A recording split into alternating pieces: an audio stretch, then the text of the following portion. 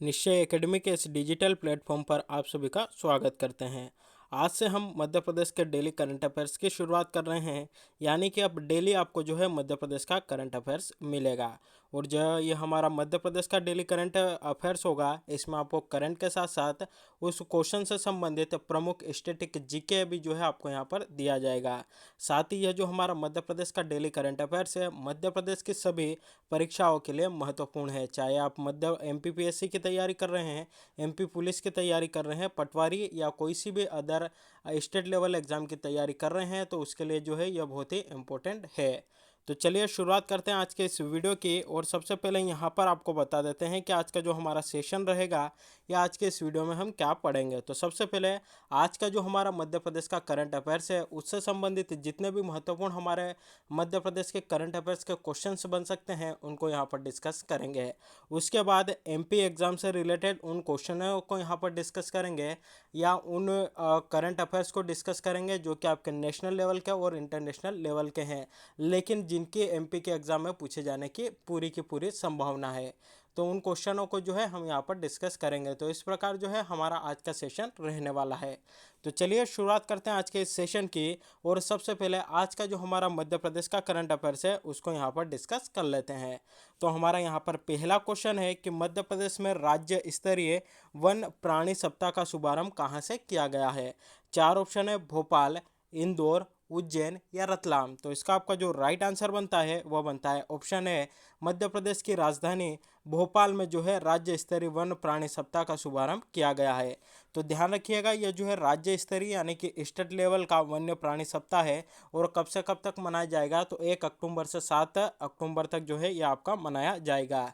तो चलिए सबसे पहले इससे जुड़ी जानकारी यहाँ पर आपको बता देते हैं। तो वन विहार राष्ट्रीय उद्यान भोपाल में राज्य स्तरीय वन प्राणी सप्ताह का जो है आपका शुभारंभ किया गया है। तो पहली बात, कहाँ से शुभारंभ हुआ है, तो भोपाल से हुआ है। और भोपाल में भी कहाँ से हुआ है, तो वहाँ पर वन विहार जो राष्ट्रीय उद्यान जो कि हमारा भोपाल में स्थित है, वहाँ से राज्य स्तरीय वन्य प्राणी सप्ताह का जो है आपका यहाँ पर शुभारंभ हुआ है। कब से कब तक चलेगा, तो 1 अक्टूबर से 7 अक्टूबर तक जो है यह आपका मनाया जाएगा या आयोजित किया जाएगा। और इसके अंतर्गत विभिन्न प्रतियोगिताएं और कार्यशालाएं आपके आयोजित की जाएगी। तो हमारे लिए इतना इम्पोर्टेंट बनता है, राज्य स्तरीय वन्य प्राणी सप्ताह का शुभारंभ कहाँ से किया गया, किस राष्ट्रीय उद्यान से किया गया और कब से कब तक चलेगा। तो यह तीनों के तीनों क्वेश्चनों के आंसर मैंने यहाँ पर आपको बता दिए। चलिए इससे जुड़ा कुछ इंपॉर्टेंट एक्स्ट्रा फैक्ट देख लेते हैं जो कि एग्जाम में आपके पूछे जाएंगे। तो पहला यहाँ पर क्वेश्चन बनता है कि भारत में वन्य जीव अधिनियम जो है आपका कब पारित हुआ। तो 1972 में पूरे भारत में या भारत में जो है आपका वन्य जीव अधिनियम पारित किया गया। अब यहाँ पर आपके मन में एक क्वेश्चन उठ रहा होगा कि सर ये तो भारत में लागू किया गया, लेकिन हमारे मध्य प्रदेश में कब इसको जो है लागू किया गया। तो हमारे मध्य प्रदेश में वन्य जीव जो आपका अधिनियम है यह कब लागू होता है, तो वर्ष 1974 में हमारे मध्य प्रदेश में लागू होता है। तो भारत में 1972 में इसको पारित कर दिया जाता है और हमारा मध्य प्रदेश 1974 में इसको लागू करता है। अगला फैक्ट यहाँ पर देख लेते हैं कि भारत में राष्ट्रीय उद्यान अधिनियम आपका कब लागू किया गया, तो 1952 में जो है इसको लागू किया गया था। और हमारे वर्तमान में जो हमारा मध्य प्रदेश है, इसमें कुल कितने राष्ट्रीय उद्यान है, तो आपके 12 राष्ट्रीय उद्यान है। और कितने यहाँ पर अभ्यारण्य है, तो 31 जो है आपके अभ्यारण्य स्थापित किए गए। तो राष्ट्रीय उद्यान अधिनियम भारत में 1952 में लागू होता है। हमारे मध्य प्रदेश में कुल राष्ट्रीय उद्यानों की संख्या 12 है। और जो 12वां राष्ट्रीय उद्यान है वो कौन सा है, आपका कुनो पालमपुर राष्ट्रीय उद्यान कहाँ पर स्थित है, आपका श्योपुर में स्थित है। और इसे राष्ट्रीय उद्यान का दर्जा आपका कब दिया गया, वर्ष 2018 में इसको दिया गया। और 31 अभ्यारण्य हमारे मध्य प्रदेश में है। और ये जो आपके 12 राष्ट्रीय उद्यान है और 31 अभ्यारण्य है, इसमें से आपके 7 टाइगर रिजर्व है, 2 खरमोर पक्षी अभ्यारण्य है आपके कहाँ पर है, पहला सरदारपुर में है, दूसरा आपका सेला नाम है। 2 सोन चिड़िया अभ्यारण्य है, 3 आपके जो है यहाँ पर घड़ियाल अभ्यारण्य है। और 2 जो है आपके यहाँ पर राष्ट्रीय उद्यान जीवाश्म से संबंधित जो है आपके राष्ट्रीय उद्यान है। एक तो धार का जो आपका डायनासोर है और दूसरा आपका घुघुआ नेशनल पार्क जो कि डिंडोरी में है। तो यह थी इससे जुड़ी जानकारी। साथ ही देखिए जो 2018 की जो बाघ गणना की रिपोर्ट आई थी, उसके अनुसार सर्वाधिक जो बाघ है हमारे मध्य प्रदेश में है और उनकी संख्या कितनी है, तो 526। तो डायरेक्ट क्वेश्चन आ सकता है या सीधा क्वेश्चन आ सकता है कि मध्य प्रदेश में में बाघों की संख्या 2018 की बाघ गणना के अनुसार कितनी थी? तो 526 थी। या सर्वाधिक बाघ भारत के किस राज्य में पाए जाते हैं? तो वह हमारे जो मध्य प्रदेश है उसमें पाए जाते हैं। ये जो बाघ गणना आई थी इसमें दूसरे स्थान पर कर्नाटक रहा था 524 बाघों के साथ। साथ ही देखिए हमने यहाँ पर अभी बात की कि वन विहार राष्ट्रीय उद्यान की। तो अगर आपसे पूछा जाए कि वन विहार राष्ट्रीय उद्यान कहाँ पर स्थित है? भोपाल में स्थित है। 1979 में जो है इसकी स्थापना होती है, इस राष्ट्रीय उद्यान की स्थापना होती है। और मध्य प्रदेश का एकमात्र सर्प उद्यान आपका कहाँ पर स्थित है? तो वन विहार राष्ट्रीय उद्यान में आपका स्थित है। साथ ही देखिए हमने यहाँ पर वन्य जीव की बात की, तो वन मंत्रियों की भी बात यहाँ पर हम कर लेते हैं। तो अगर आपसे यहाँ पर पूछा जाए कि वर्तमान में हमारा जो मध्य प्रदेश है उसके वर्तमान में वन मंत्री कौन है? तो विजय शाह जी जो है वर्तमान में मध्य प्रदेश के आपके वन मंत्री है। तो यह थी कुछ इंपॉर्टेंट एक्स्ट्रा फैक्ट है जहाँ से कि एग्जाम में क्वेश्चन बनने की पूरी संभावना है। चलिए देखते हैं हमारा यहाँ पर दूसरा क्वेश्चन है।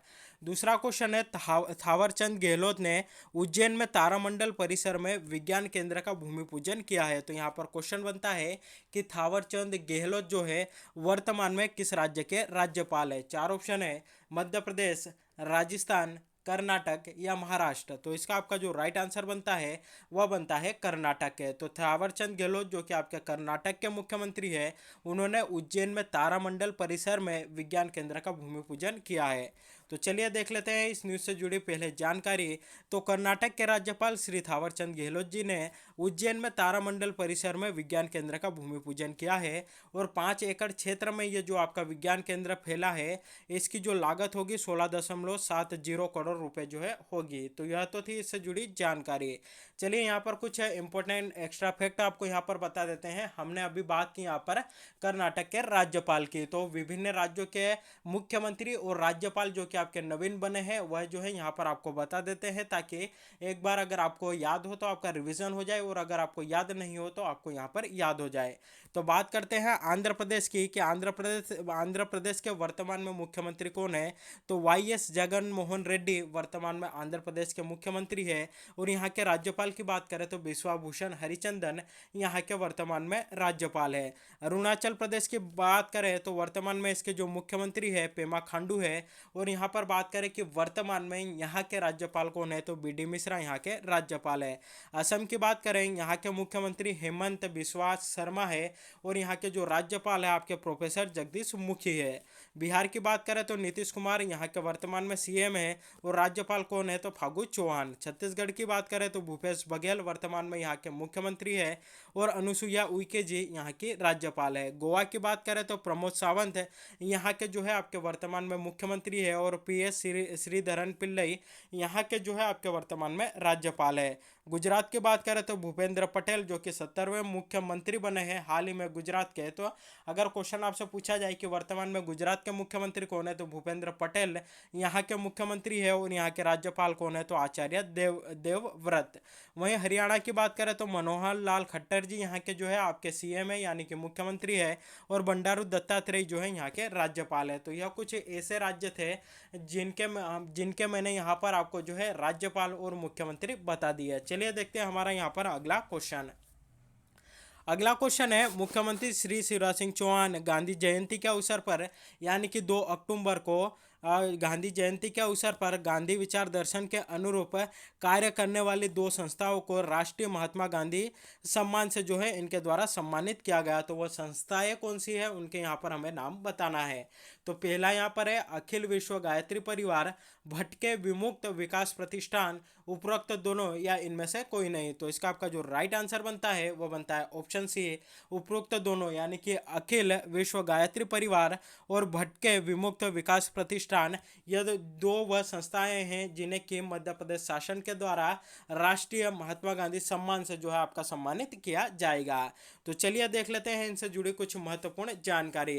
तो मुख्यमंत्री शिवराज सिंह चौहान गांधी जयंती के अवसर पर गांधी विचार दर्शन के अनुरूप कार्य करने वाली 2 संस्थाओं को राष्ट्रीय महात्मा गांधी सम्मान से आपके सम्मानित करेंगे। तो अगर आपसे पूछा जाए कि वर्ष 2019 के लिए राष्ट्रीय महात्मा गांधी सम्मान किसे प्रदान किया गया, तो अखिल विश्व गायत्री परिवार को जो है यह आपका प्रदान किया गया। वहीं अगला क्वेश्चन यहाँ से बनेगा कि राष्ट्रीय महात्मा गांधी सम्मान 2020 से जो है किसे सम्मानित किया गया, तो उस्मानाबाद की संस्था भटके विमुक्त विकास प्रतिष्ठान को जो है 2020 का राष्ट्रीय महात्मा गांधी सम्मान आपका प्रदान किया गया। तो यहाँ से जो है आपके दो क्वेश्चन बनते हैं कि 2019 का किसे प्रदान किया गया, 2020 का किसे प्रदान किया गया। तो इन संस्थाओं के नाम जो है हमारे लिए इंपॉर्टेंट बनते हैं और मध्य प्रदेश शासन के द्वारा इनको कौन सा जो सम्मान है वह प्रदान किया गया, यह हमारे लिए इंपॉर्टेंट बनता है। तो यह थी इससे जुड़ी यहाँ पर जानकारी। चलिए यहाँ पर इंपॉर्टेंट एक्स्ट्रा फैक्ट यहाँ पर आपको बता देते हैं। यहाँ पर हमने बात करी राष्ट्रीय महात्मा गांधी सम्मान की, तो पहला क्वेश्चन यहाँ पर हमारे माइंड में आता है कि सर राष्ट्रीय महात्मा गांधी सम्मान की शुरुआत कब हुई थी। तो 1995 में इस यह जो राष्ट्रीय महात्मा गांधी सम्मान है इसकी शुरुआत होती है। इसके अंतर्गत राष्ट्रीय महात्मा गांधी सम्मान के अंतर्गत प्रत्येक संस्था को 10 लाख रुपए की आयकर मुक्त राशि, सम्मान पट्टिका, शॉल और श्रीफल जो है आपके सम्मानित जो है आपका भेंट किया जाता है। तो हमारे लिए इसकी जो राशि है वह इंपॉर्टेंट बनती है और कब से इसकी शुरुआत होती है वह हमारे लिए इंपॉर्टेंट बनती है। तो राष्ट्रीय महात्मा गांधी सम्मान की जो शुरुआत है 1995 में होती है। इसके अंतर्गत 10 लाख रुपए की जो है आपकी राशि प्रदान की जाती है और यह जो राशि होती है पूरी तरीके से आयकर या इनकम टैक्स से आपके फ्री होती है। तो यहाँ पर क्वेश्चन बनेगा कि पहला राष्ट्रीय महात्मा गांधी सम्मान जो है किसको मिला था। तो यह जो सम्मान है कस्तूरबा गांधी ट्रस्ट इंदौर को जो है आपका दिया गया था। और नवीनतम यानी कि 2020 और 2019 के पहले तक कौन सा था, तो 2018 में लोकायत पुणे को जो है आपका यह सम्मान दिया गया था। तो एक बार और यहाँ पर आपका रिवीजन करवा देता हूँ। राष्ट्रीय महात्मा गांधी सम्मान स्थापना 1995 में हुई थी। किस राज्य सरकार के द्वारा प्रदान किया जाता है, मध्य प्रदेश राज्य सरकार के द्वारा दिया जाता है। कितने रुपए की राशि दी जाती है, 10 लाख रुपए की राशि यहाँ पर दी जाती है। पहला जो है आपका यहाँ पर किसे प्रदान किया गया, कस्तूरबा गांधी ट्रस्ट को जो है प्रदान किया गया। 2018 में किसको मिला, तो लोकायत पुणे को मिला। और यहाँ पर अगर आपसे पूछा जाए कि 2019 में किसे मिला, अखिल विश्व गायत्री परिवार को। और 2020 में किसको मिला, तो भटके विमुक्त विकास प्रतिष्ठान को। तो यह थी इससे कुछ जुड़ी कुछ प्रमुख जानकारियां जो कि एग्जाम में आपको पूछी जाएगी। क्योंकि देखिए यह अवार्ड से संबंधित क्वेश्चन था, इसलिए यह हमारे लिए इंपॉर्टेंट बनता है। क्योंकि मध्य प्रदेश के कोई सी भी एग्जाम हो, अवार्ड से संबंधित क्वेश्चन वहां पर आपको देखने को मिलता है। अगला क्वेश्चन यहां पर देखते हैं कि मध्य प्रदेश की राजधानी के राज्य निर्वाचन आयोग में पदस्थ तहसीलदार विनोद सोनकिया ने all India civil services athletics championship 2020-21 में कौन सा पदक जीता है। चार ऑप्शन है, गोल्ड, सिल्वर, ब्रोंज या सभी। तो इसका आपका जो राइट आंसर बनता है, इनके द्वारा यहाँ पर सिल्वर यानी कि रजत पदक जीता गया है। तो चलिए देख लेते हैं इनसे जुड़ी कुछ प्रमुख जानकारी। तो राजधानी यानी कि भोपाल के राज्य निर्वाचन आयोग में पदस्थ तहसीलदार विनोद सोनकिया ने all India civil services athletics championship 2020-21 में मध्य प्रदेश की टीम से प्रतिनिधित्व करते हुए 400 मीटर दौड़ में आपका रजत पदक जो है इनके द्वारा जीता गया है। तो कौन सी यहाँ पर चैंपियनशिप थी, तो all India civil services athletics यानी कि जो सिविल सर्विसेज में कार्यरत है उनके लिए जो है ये आपकी प्रतियोगिता थी। और इस प्रतियोगिता में 400 मीटर दौड़ में हमारे जो भोपाल में पदस्थ तहसीलदार है विनोद सोनकिया, उन्होंने जो है यहाँ पर 400 मीटर दौड़ में रजत पदक यानी कि सिल्वर मेडल आपका जीता है। इस चैंपियनशिप की बात करें कि यह कहाँ पर आयोजित हुई थी, तो करनाल यानी कि हरियाणा में आपके आयोजित हुई थी। और कब से कब तक इसका आयोजन हुआ था, तो 28 सितंबर से 30 सितंबर तक कर्ण स्टेडियम करनाल में जो है आपके आयोजित की गई थी। तो यह थी इससे जुड़ी जानकारी है। चलिए यहाँ पर बात आई है मध्य प्रदेश राज्य निर्वाचन आयोग की, तो इससे जुड़े कुछ फैक्ट है यहाँ पर आप देख लीजिए।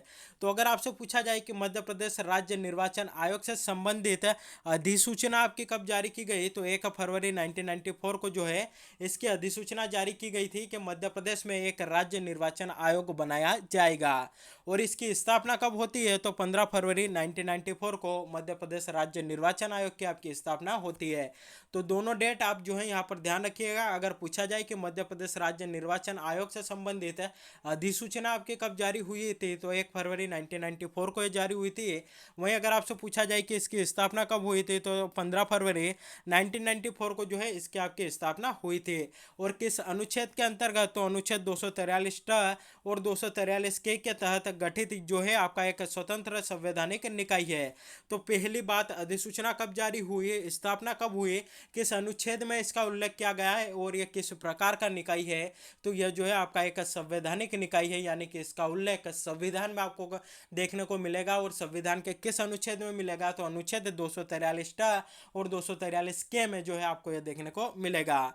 वहीं इसके सदस्य की बात करें तो यह जो है एक सदस्यीय निकाय है, यानी कि सिर्फ एक राज्य निर्वाचन आयुक्त जो है इसमें आपके होते हैं। देखिए यहाँ पर बात हो रही है मध्य प्रदेश राज्य निर्वाचन आयोग के। अगर वहीं आपसे पूछ लिया जाए कि भारत का जो निर्वाचन आयोग होता है उसमें आपके कितने सदस्य होते हैं, तो उसमें जो है आपके अध्यक्ष सहित है 3 सदस्य जो है वहां पर होते हैं। लेकिन अगर क्वेश्चन आता है कि मध्य प्रदेश राज्य निर्वाचन आयोग में कुल सदस्यों की संख्या कितनी होती है, तो एक ही होती है। और एक जो सदस्य होता है वही जो है इसका प्रमुख होता है, या जिसे हम राज्य निर्वाचन आयुक्त कहते हैं। और इनकी जो नियुक्ति है किसके द्वारा की जाती है, तो राज्यपाल के द्वारा इनकी जो है नियुक्ति यहाँ पर की जाती है। और अगला क्वेश्चन यहाँ पर और बनेगा कि वर्तमान में मध्य प्रदेश निर्वाचन आयुक्त कौन है, तो बसंत प्रताप सिंह जो है वर्तमान में आपके मध्य प्रदेश निर्वाचन आयोग के जो है आपके अध्यक्ष है, या वर्तमान में मध्य प्रदेश निर्वाचन आयुक्त है। वहीं अगर आपसे पूछ लिया जाए कि प्रथम मध्य प्रदेश के निर्वाचन आयुक्त कौन थे, या प्रथम मध्य प्रदेश निर्वाचन आयुक्त कौन थे, तो एन बी लोहानी जो है मध्य प्रदेश के पहले निर्वाचन आयुक्त थे। एन बी लोहानी मध्य प्रदेश के प्रथम निर्वाचन आयुक्त थे। तो यह थी यहाँ से इससे संबंधित कुछ प्रमुख जानकारी जो कि कहीं ना कहीं एग्जाम में आपकी हेल्प करेगी। इसी के साथ हमारा जो मध्य प्रदेश का आज का करंट अफेयर्स था वह हमने कंप्लीट कर लिया है। उससे जुड़ी जितने भी स्टैटिक जानकारी यहाँ पर बन सकती है मैंने आपको दे दी। चलिए नेशनल और इंटरनेशनल लेवल का करंट अफेयर्स हम यहाँ पर डिस्कस कर लेते हैं, और वही करंट अफेयर्स यहाँ पर हम डिस्कस करेंगे जो कि मध्य प्रदेश की एग्जाम में पूछे जाने की संभावना बनती है। तो चलिए इससे संबंधित पहला क्वेश्चन यहाँ पर देखते हैं कि भारत के लिए नेशनल बास्केटबॉल एसोसिएशन एनबीए के नए ब्रांड एम्बेसडर जो है कौन बने हैं। 4 ऑप्शन है, रणवीर सिंह, सुनील शेट्टी, दीपिका पादुकोण या मेरी कॉम। तो इसका आपका जो राइट आंसर बनता है वह बनता है रणवीर सिंह। रणवीर सिंह जो है भारत के लिए नेशनल बास्केटबॉल एसोसिएशन यानी कि एनबीए के नए ब्रांड एम्बेसडर बनाए गए हैं। चलिए देख लेते हैं इनसे जुड़ी जानकारी। एनबीए की यहाँ पर फुल फॉर्म की बात करें कि एनबीए का फुल फॉर्म यहाँ पर क्या बनता है, तो नेशनल बास्केटबॉल एसोसिएशन इसका जो है आपका फुल फॉर्म बनता है। और नेशनल बास्केटबॉल एसोसिएशन ने बॉलीवुड अभिनेता रणवीर सिंह को भारत के लिए अपना ब्रांड एम्बेसडर नामित किया है, यानी कि भारत में ही जो है ये अपना ब्रांड एम्बेसडर इनको नियुक्त किया है। और यहाँ पर बात आई है नेशनल बास्केटबॉल एसोसिएशन की, तो इसकी स्थापना कब हुई थी, 6 जून 1946 को इसकी आपकी स्थापना होती है। इसका मुख्यालय कहाँ पर है, तो इसका मुख्यालय आपका न्यूयॉर्क में है। तो यह थी इससे जुड़ी जानकारी। अगला क्वेश्चन यहाँ पर देख लेते हैं कि भारतीय वायुसेना के उप प्रमुख के रूप में किसने जो है कार्यभार संभाला है। 4 ऑप्शन है, संदीप सिंह, सीपी मोहती, सतीश नामदेव घोरमड़े या बिपिन रावत। तो इसका आपका जो राइट आंसर बनता है वह बनता है संदीप सिंह ने हाल ही में भारतीय वायुसेना के उप प्रमुख के रूप में जो है कार्यभार संभाला है। तो ऑप्शन ए जो है हमारा यहाँ पर राइट आंसर बनता है। चलिए देख लेते हैं इससे जुड़ी कुछ जानकारी। तो एयर मार्शल संदीप सिंह ने भारतीय वायुसेना के नए उप प्रमुख के रूप में कार्यभार संभाला है। यानी कि अगर आपसे पूछा जाए कि वर्तमान में भारतीय वायुसेना के उप प्रमुख कौन है, तो उनका नाम है एयर मार्शल संदीप सिंह। अगला क्वेश्चन यहाँ पर बनेगा कि भारतीय वायुसेना के वर्तमान में प्रमुख कौन है, तो वी आर चौधरी जो है आपके वर्तमान में वायुसेना के प्रमुख है। देखिए यहाँ पर जो है आप कंफ्यूजन मत होइएगा, दोनों में अगर आपसे उप प्रमुख पूछा जाए तो संदीप सिंह बताना है, वहीं वायुसेना के आपके प्रमुख पूछे जाए तो वी आर चौधरी बताना है। वी आर चौधरी ने भी हाल ही में कुछ दिनों पहले ही जो है अपना कार्यभार ग्रहण किया है, तो इन दोनों के नाम जो है हमारे लिए यहाँ पर इंपॉर्टेंट बनते हैं। अगला क्वेश्चन यहाँ पर बनेगा कि पहले चीफ ऑफ डिफेंस स्टाफ कौन है, तो वह है जनरल बिपिन रावत। यानी कि तीनों सेनाओं के प्रमुख आपके कौन है, तो जनरल बिपिन रावत। और वहीं अगला क्वेश्चन पूछेगा कि वर्तमान में रक्षा सचिव कौन है आपके भारत के, तो उनका नाम है अजय कुमार। अजय कुमार वर्तमान में भारत का आपके रक्षा सचिव है।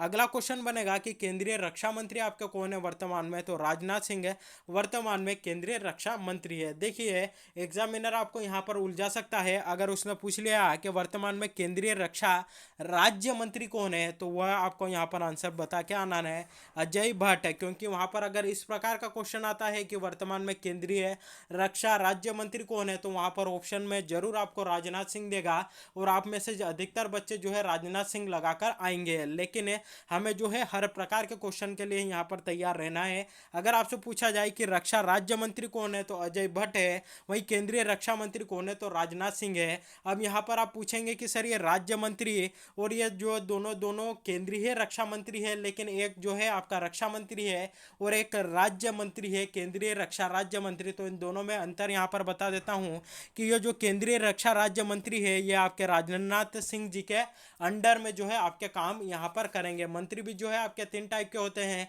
केंद्रीय मंत्री होते हैं, राज्य मंत्री होते हैं और तीसरे भी राज्य मंत्री होते हैं, लेकिन वह स्वतंत्र प्रभार के आपके होते हैं। लेकिन यहाँ पर ध्यान रखिएगा जो अजय भट्ट है इनके पास केंद्रीय रक्षा मंत्रालय का जो है स्वतंत्र प्रभार नहीं है, यानी कि यह केंद्रीय रक्षा मंत्री के अंडर में जो है आपके काम करेंगे या इनके जो कार्य होंगे उनमें जो है इनके द्वारा हेल्प की जाएगी।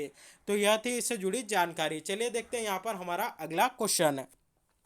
अगला क्वेश्चन है, जमीन से हवा में मार करने वाले आकाश प्राइम मिसाइल का सफल परीक्षण किसने किया है? 4 ऑप्शन है, डीआरडीओ, सीएसआईआर, इसरो या नास्कार। तो इसका आपका जो राइट आंसर बनता है वह बनता है ऑप्शन है डीआरडीओ के द्वारा हाल ही में जमीन से हवा में मार करने वाली, यानी कि सरफेस टू स्पेस यानी कि यानी कि जमीन से हवा में मार करने वाली आकाश प्राइम मिसाइल जो है इसका सफल परीक्षण हाल ही में किसके द्वारा किया गया है? तो डीआरडीओ के द्वारा इसका हाल ही में सफल परीक्षण किया गया है। चलिए देख लेते हैं इससे जुड़ी जानकारी। जमीन से हवा में मार करने वाली यानी सरफेस टू एयर आकाश मिसाइलों के बेड़े में एक नई घातक मिसाइल का जो है आपका यहाँ पर नाम जुड़ चुका है। इस नई मिसाइल का नाम आकाश प्राइम जो है आपका दिया गया है। Defence research and development organisation यानी कि डीआरडीओ ने ओडिशा की चांदीपुर रेंज से इस मिसाइल का आपका परीक्षण किया है। तो हमारे लिए यहाँ से 2 से 3 क्वेश्चन बनते हैं कि ये जो आपकी आकाश प्राइम मिसाइल है इसको जो है किसके द्वारा इसका परीक्षण किया गया है, किसने इसको लॉन्च किया? तो डीआरडीओ के द्वारा इसका जो है परीक्षण यहाँ पर किया गया। आकाश प्राइम मिसाइल जो है आपकी कहाँ से कहाँ वार करती है? तो जमीन से हवा में मार करने वाली जो है आपकी मिसाइल है, यानी कि सरफेस टू एयर जो है यह आपकी यहाँ पर काम करती है या यहाँ पर जो है यह जाती है। वहीं अगला यहाँ पर क्वेश्चन बनेगा कि चांदीपुर रेंज जहाँ से कि मिसाइलों का परीक्षण किया जाता है किस राज्य में स्थित है? तो ये आपके ओडिशा में स्थित है। तो 3 क्वेश्चन हमारे यहाँ से कंप्लीट हो गए। Akash prime missile, surface to air, दूसरी बात की डीआरडीओ के द्वारा इसका परीक्षण किया गया, और तीसरी बात की जो जहाँ से परीक्षण किया गया चांदीपुर वो आपके कहाँ पर है? तो वो जो है आपके ओडिशा राज्य में स्थित है। साथ ही यहाँ पर डीआरडीओ की बात आई है तो इससे जुड़ी जानकारी देख लीजिए। इसका फुल फॉर्म बनता है defence research and development organisation, Hindi में इसको बोला जाता है रक्षा अनुसंधान एवं विकास संगठन। इसकी स्थापना की बात करें तो 1958 में इसकी स्थापना होती है। इसका मुख्यालय कहाँ पर है? तो नई दिल्ली में इसका मुख्यालय है। और वर्तमान में इसके अध्यक्ष कौन है? तो जी सतीश रेड्डी वर्तमान में इसके अध्यक्ष है। तो यह थी आपके डीआरडीओ से जुड़ी कुछ प्रमुख जानकारियाँ। तो साथियों इसी के साथ हमारा जो आज का मध्य प्रदेश का करंट अफेयर्स था, जिसमें कि हमने मध्य प्रदेश का करंट अफेयर्स उसके साथ साथ नेशनल और इंटरनेशनल लेवल का करंट अफेयर्स हमने डिस्कस किया, यहीं पर कंप्लीट होता है। सेशन कैसा लगा आप कमेंट करके हमें ज़रूर बताइएगा। साथ ही अगर आप इसी प्रकार के वीडियो डेली चाहते हैं तो चैनल को अभी सब्सक्राइब करिएगा और बेल आइकॉन को जो है प्रेस करके रखिएगा, ताकि जब भी जो है आपका वीडियो अपलोड हो आप तक नोटिफिकेशन यहाँ पर पहुँच जाए। और आपकी जानकारी के लिए बता दूँ कि डेली ये जो करंट अफेयर्स का आपका वीडियो है डेली 7 बजे जो है आपको मिल जाएगा, इसलिए 7 बजे आप इस चैनल पर आ जाइए और अपना जो करंट अफेयर्स है वह पढ़ के जाइए। तो आज के लिए बस इतना ही। थैंक यू वेरी मच, मिलते हैं अगले वीडियो में।